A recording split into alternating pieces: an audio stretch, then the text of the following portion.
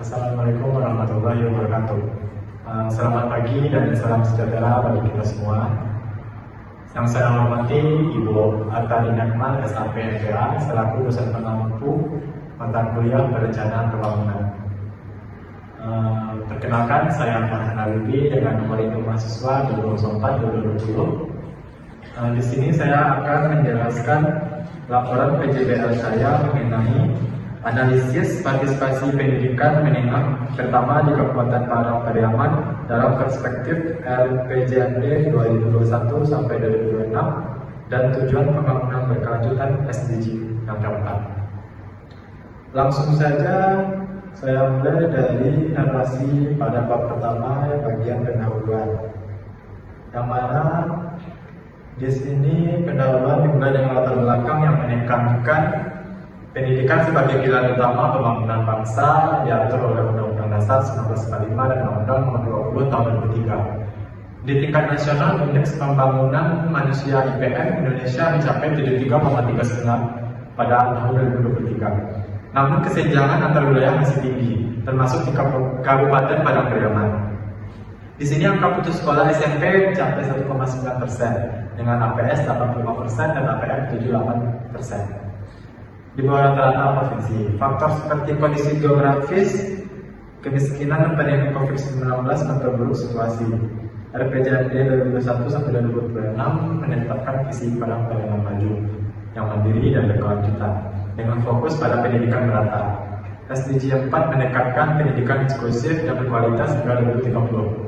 Rumusan masalahnya saya mengangkat yang pertama, bagaimana tingkat partisipasi pendidikan menengah pertama di Padang Pariaman dalam RPJMD 2021 sampai 2026 ditinjau SDG keempat.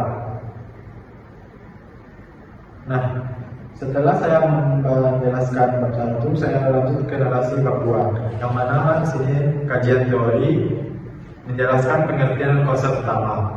Pendidikan didefinisikan sebagai usaha sadar untuk mengembangkan potensi manusia dengan fungsi mempersiapkan generasi muda, mentransfer ilmu dan melestarikan nilai. Tantangan pendidikan Indonesia meliputi rendahnya mutu, sarana-prasarana dan demokrasi seperti Undang-Undang Nomor 20 Tahun 2003 serta PP Nomor 17 Tahun 2010. RPJMD adalah rencana pembangunan jangka menengah daerah berdasarkan Undang-Undang Nomor 25 Tahun 2004 yang menjabarkan visi kepala daerah. SDG 4 bertujuan menjamin pendidikan inklusif dan berkualitas sebagai kelanjutan MPJS di Padang Pariaman. Tantangan pendidikan meliputi ekonomi rendah, tata kelola lemah, sarana terbatas, serta kualitas tenaga pendidik, kurikulum dan aktivitas di masyarakat.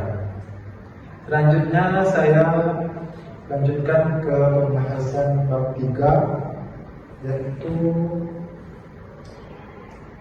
bab 3 metode penelitian. Metode penelitian ini menggunakan pendekatan kualitatif dengan metode studi literatur, memilih dokumen seperti RPJMD dan RAD SDGs. Teknik pengumpulan data adalah studi pustaka dengan alat seperti daftar cek dan aplikasi digital.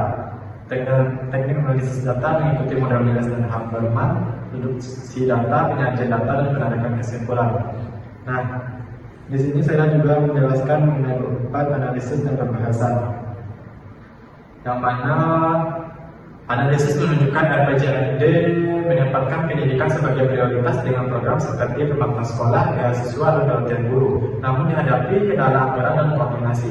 Pembahasan membagi menjadi tingkat partisipasi yang selaras dengan teori Cokromi Jojo kesesuaian 75% dengan SDG 4, serta faktor penghambat seperti anggaran terbatas dan peluang dari program afirmatif. Rekomendasi meliputi penguatan rumusan, penyempurnaan indikator, pengawasan hambatan, dan pengembangan jangka panjang.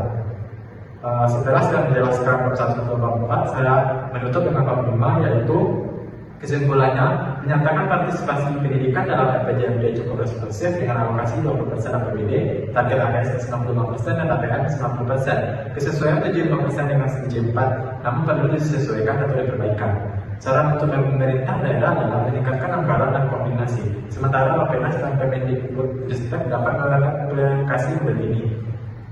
Mungkin hanya sekian penjelasan laporan PJBL dari saya. Apabila ada kesalahan mohon dimaafkan. Semoga bermanfaat untuk kita semua. Ada salahnya saya mohon maaf. Assalamualaikum warahmatullahi wabarakatuh.